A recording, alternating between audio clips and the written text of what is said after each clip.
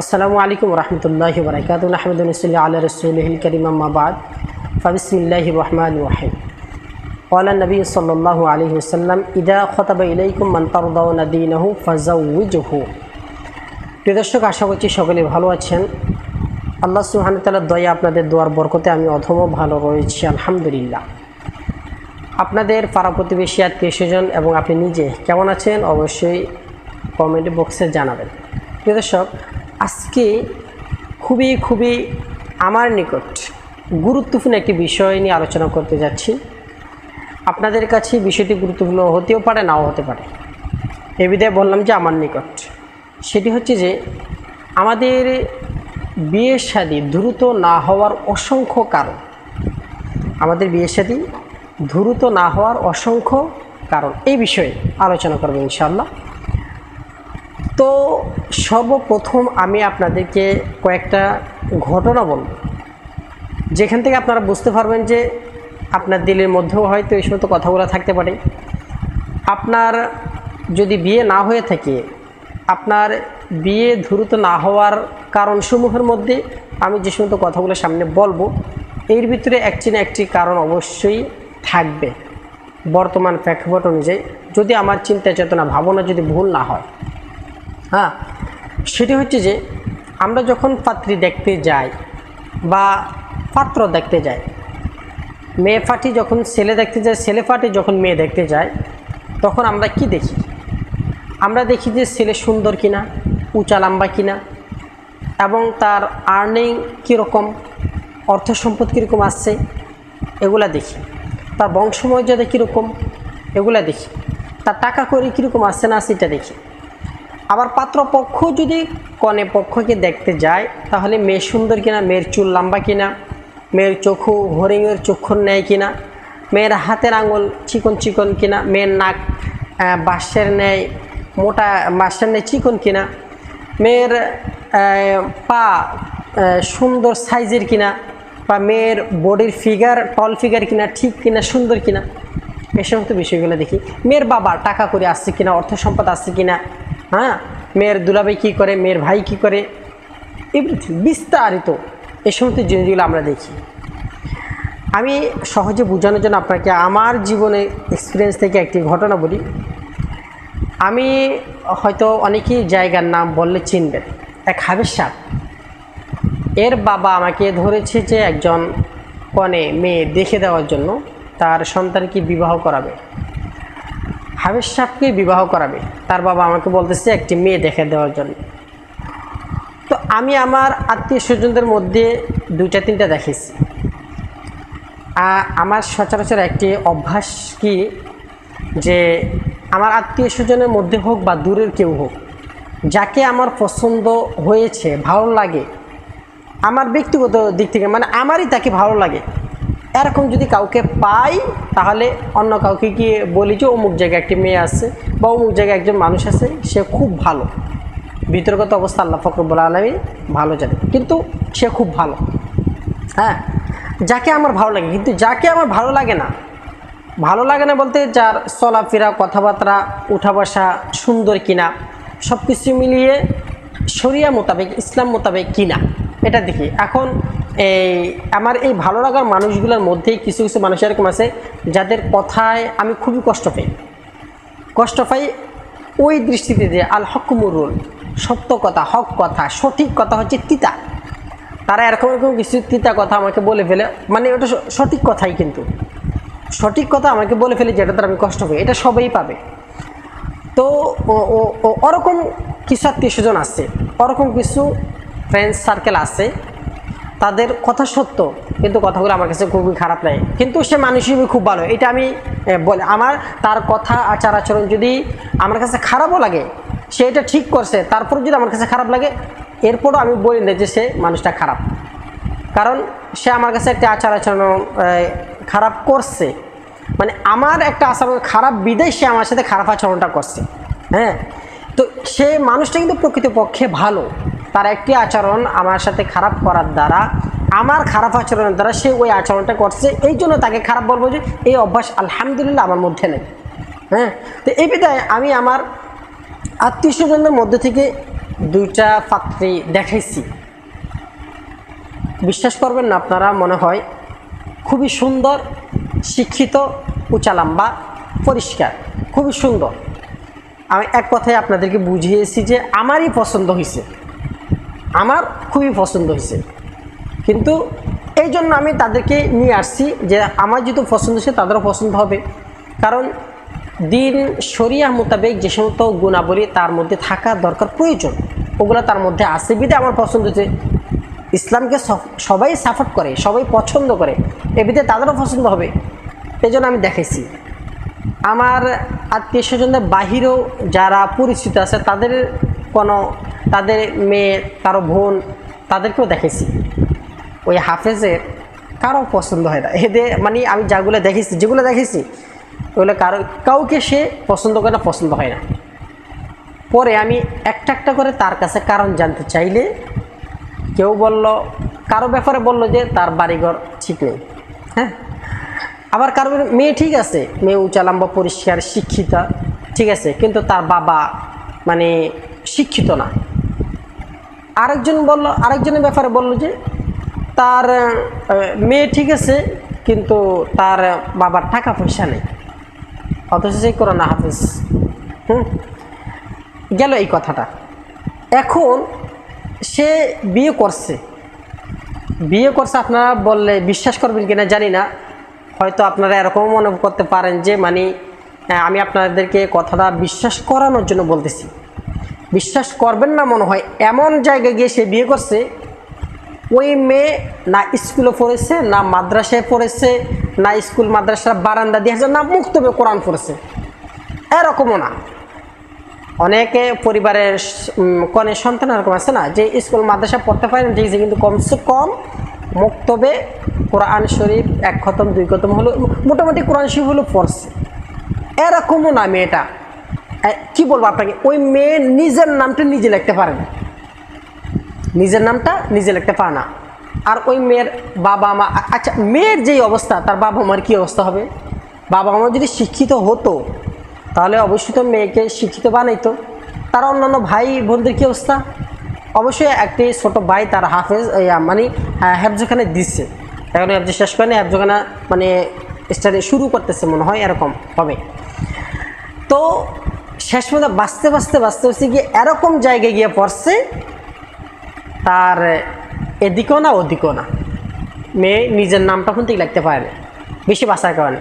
তো দেখেন নবী করিম সাল্লাল্লাহু আলাইহি সাল্লাম এর হাদিসে মুবারাকা থেকে আমরা কি জানতে পারি যে যখন কেউ তোমার কাছে বিয়ের প্রস্তাব নিয়ে, ইযা খতাবা ইলাইকুম, তোমার কাছে যখন কেউ বিয়ের কথা বলবে, বিয়ের প্রস্তাব নিয়ে আসবে, মান তারদাউনা দীনাহু, তখন তুমি তার ভিতরে দেখো তার ভিতরে দিন আছে কিনা, দিন শরীয়ত মতো সে চলে কিনা, নামাজ কালাম পড়ে কিনা, ছেলে হলে আখলাক চরিত্র ঠিক আছে কিনা, কন্যা হলে পর্দা ভুষিতে থাকে কিনা, নামাজ কালাম পড়ে কিনা, হ্যাঁ, তার ফ্যামিলির ভিতরে দিন আসছে কিনা, হ্যাঁ, এগুলো দেখো। তারপরে তার বংশমর্যাদা দেখো, এরপরে সুন্দর টাকা পয়সা ধন দলে দিতে দেয়, এগুলো হচ্ছে সামথিং, এগুলা এসব পরের বিষয়। হ্যাঁ, মাল, জামাল, মাল এবং হাসাব নাসাব মানে বংশ পরিচয়, এই 3টা জিনিস দেখতে বলছে রাসূল সাল্লাল্লাহু আলাইহি সাল্লাম। তো এই 3টা জিনিসের মধ্যে 3টা পুরোপুরি না পাইলে, যদি তার ভিতরে দিন আছে, ধর্ম আছে, শরীয়ত আছে, দিনই বুঝ আছে, এরকমও যদি হয়, তাই সে যদি সুন্দরও না হয়, তার বংশমর্যাদা না থাকলে, তার টাকা পয়সাও যদি না থাকে, তারপরেও ফাজাউজুহু, তাকে বিয়ে করো, তাকে বিয়ে দিয়ে দাও। ওরকম পাত্র দেখে ছেলেকে বিয়ে করাও, ওরকম পাত্রী দেখে ছেলেকে বিয়ে করো, ওরকম পাত্র দেখে কন্যাকে বিয়ে করো। এটা নবী করিম সাল্লাল্লাহু আলাইহি সাল্লাম এর হাদিস। এরপরের অংশ ভিতরে রাসূল সাল্লাল্লাহু আলাইহি সাল্লাম বলেন যে যদি এরকম না করো, দিনকে তরজ্জি দিয়ে যদি বিয়ে শাদীর মধ্যে বিবাহ বন্ধনে যদি আবদ্ধ না করো, তাহলে তফসির দানার ন্যায় বালা মুসিবত পড়বে। একটা তফসির দানা ছিঁড়ে গেলে, এক জায়গায় দিয়ে ছিঁড়ে গেলে, প্রত্যেক এরপরের দানাগুলো একটা করে যেরকম পড়তে থাকে দ্রুত গতিতে, ওরকমভাবে বালা মুসিবত আসবে যে তুমি টেরও পাবে না। হাদিস তো সত্যিই। হ্যাঁ, ওই সময় তো ফ্যামিলিদের মধ্যে এত ঝগড়া বিভেদ লেগে থাকে, এত হিংসা বিভেদ লেগে থাকে, যেটা বলার বাহিরে। শুধু দিনকে তরজ্জু না দেওয়ার কারণে ওটাকে বাদ দিয়ে টাকা আছে কিনা, ধন দৌলত আছে কিনা, মাল আছে কিনা, অর্থ সম্পদ আছে কিনা, বাবা কি করে, ভাই কি করে, দুলাভাই কি করে, এগুলো দেখতে গিয়ে আসল জিনিসই আমরা হারিয়ে ফেলি। যার কারণে আমাদের সমাজের মধ্যে অশান্তি, যার কারণে স্বামী স্ত্রীর পারস্পরিক সম্পর্কের মধ্যে, সাহাবাই কেরামদের মধ্যে, সাহাবা মহিলাদের মধ্যে, তাদের মধ্যে যে মিল মোহাব্বত ছিল, এই মিল মোহাব্বত হয় না। স্বামী স্ত্রীকে দাম দেয় না, স্ত্রী স্বামীকে দাম দেয় না, স্বামী স্ত্রীর কথা শোনে না, স্ত্রী স্বামীর কথা শোনে না। হ্যাঁ, শিক্ষা না থাকার কারণে, দিনই শিক্ষা না থাকার কারণে এই যে বিয়ে শাদী না হওয়ার অসংখ্য অজুহাত, অসংখ্য কারণ আমাদের সমাজের মধ্যে এগুলা। তা আপনি নিজে নিজে চিন্তা করে দেখুন, আপনার যদি বিয়ে শাদীর কথাবার্তা চলে থাকে, তাহলে আপনার পরিবার পরিজন কী জিনিসগুলো দেখতেছে, কোন জিনিসগুলো ফলো করে মেয়ের মধ্যে। মেয়ের চুল লম্বা কিনে ওগুলো দেখে, হ্যাঁ, মেয়ে উষা লম্বা কিনে ওটা দেখে, মেয়ে ফর্সা কিনে ওটা দেখে, মেয়ে বাবার টাকা পয়সা অর্থ সম্পদ আছে কিনা দেখে, মেয়ের নামে কয়েক বিঘা জমি আছে ওটা দেখে। আর ছেলে হলে ছেলে কী করে, ছেলে চাকরি বাকরি করে, ছেলের অর্থ সম্পদ আছে কিনা, অট্টালিকা আছে কিনা, গাড়ি বাড়ি আছে কিনা, এগুলো দেখে। যার কারণে দিন বাদ দিয়ে এই পরিস্থিতিতে এই টপিকগুলো দেখে বিয়ে শাদী করায়, বিয়ে শাদী দেয়। এরপরে যত অশান্তি শুরু হয়ে যায়। বিয়ের আগে উকিলও বলে হ্যাঁ খুবই ভালো মেয়ে, হ্যাঁ খুবই ভালো ছেলে, বেয়াই বলে হ্যাঁ আমার বেয়াই খুব ভালো, বেআইন বলে হ্যাঁ আমার বেআইন খুব ভালো, ছেলে পক্ষ মেয়ে কনে পক্ষকে বলে না এরা খুব ভালো বংশধরী মানুষ, আবার কনে পক্ষ ছেলে বংশধরী হ্যাঁ এরা খুবই ভালো, খুবই বংশধরের মানুষ, খুবই ভালো। হ্যাঁ, বিয়ের কিছুদিন যাওয়ার পরে একদল আর একদলকে বলে কি রাস্তা হারামজাদা, রাস্তা কি হারামজাদা, এরকম বলে গালি দেয়। বিয়ের আগে ভালো বলেছেন, বিয়ের পরে খারাপ হয়েছে কেন? হ্যাঁ, তো আশা করছি আমি কি বুঝাতে চেয়েছি আপনাদেরকে, আপনারা বুঝতেছেন।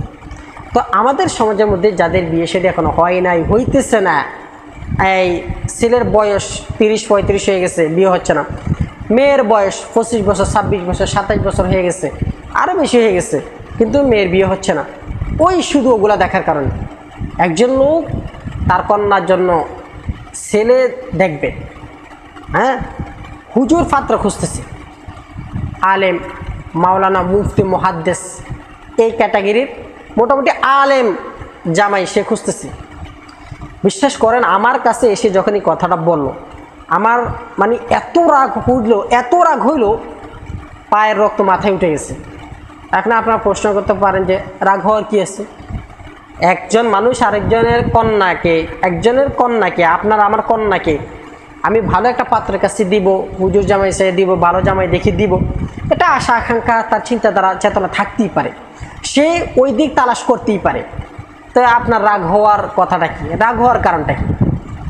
দেখেন, রাগ উঠতেছে এই জন্য যে আপনি আপনার কন্যার জন্য যেরকম ভালো পাত্র খুঁজতেছেন, হুজুর জামাই খুঁজতেছেন, মাওলানা, হাফেজ, কারি, মুফতি, মুহাদ্দিস জামাই চাইতেছেন, খুঁজতেছেন, একজন আলেমের সাথে, একজন মাওলানার সাথে, একজন মুফতির সাথে, একজন কারির সাথে, একজন হাফেজের সাথে কিভাবে কথা বলতে হবে, কোন ভঙ্গিতে কথা বলতে হবে, কি আচরণ করতে হবে, কি ব্যবহার দেখাইতে হবে, তার খেদমত কীভাবে করতে হবে, ওই শিক্ষাটা আপনি আপনার কন্যাকে দিচ্ছেন? হ্যাঁ, আপনি আপনার ছেলের জন্য যদি মাদ্রাসায় পড়ুয়া আলেমা হাফেজা মেয়ে কন্যা খুঁজে থাকেন, তাহলে একজন আলেমা হাফেজা নারীকে কিভাবে রাখতে হবে, তার সাথে কিভাবে ব্যবহার করতে হবে, কথাবার্তা কিভাবে বলতে হবে, ওই শিক্ষাটা আপনি আপনার সন্তানকে, আপনার ছেলেকে দিচ্ছেন? এই প্রশ্নটা আমার মাথায় তখন আসে, এই কথাটা তাকে তখন জিজ্ঞাসা করি, এই জন্য আমার রাগ উঠে যায়। আপনি আপনার কন্যার জন্য ভালো পাত্র খুঁজতেছেন, ভালো, কিন্তু ভালো পাত্রের সাথে কীভাবে ভালো ব্যবহার কীভাবে করতে হবে ওই শিক্ষাটা আপনি আপনার কন্যাকে দেননি। তা আপনি ভালো পাত্র কীভাবে খুঁজতেছেন, ভালো পাত্র কীভাবে তালাশ করতেছেন? আপনি আপনার নিজের কন্যাকে যেই শিক্ষা দিচ্ছেন ওই ক্যাটাগরির পাত্র আপনি খুঁজতে হবে, আপনি যেই লেভেলের ওই লেভেলের পাত্র আপনি খুঁজতে পারেন। এখন আমাদের সমাজে মানে পাত্রী পাচ্ছি না, মেয়ের অভাব নাই কিন্তু মেয়ে পাইতেছি না, ছেলের অভাব নাই, মেয়ে পক্ষ ছেলে পাইতেছে না। কারণটা কি জানেন? প্রধান আরেকটি কারণ হচ্ছে যে আমরা এটা একটা মানে ক্যাটাগরি বানিয়ে ফেলছি, আমার মেয়ে এই লেভেলের, হ্যাঁ, বা আমার ছেলে এই লেভেলের, তো আমার মেয়ের জন্য পাত্র হইতে হবে আরও হাই, আরও সুন্দর, আরও উঁচা লম্বা, আরও অর্থ সম্পদওয়ালা, আরও ধন সম্পদওয়ালা, আরও টাকা করিওয়ালা, আরও বংশ মর্যাদাশীল পাত্র হতে হবে। এর বাইরে হলে হবে না। তুই বহু গুণে গুণান্বিত মানুষ পৃথিবীর বুকে পাওয়াটা তো অসম্ভব। সমস্ত মানুষকে আল্লাহ পাক রব্বুল আলামিন একদম 100% প্রতিটা জিনিস তার ভিতরে থাকবে যে এরকম তো না, এরকম আপনি পাবেন না।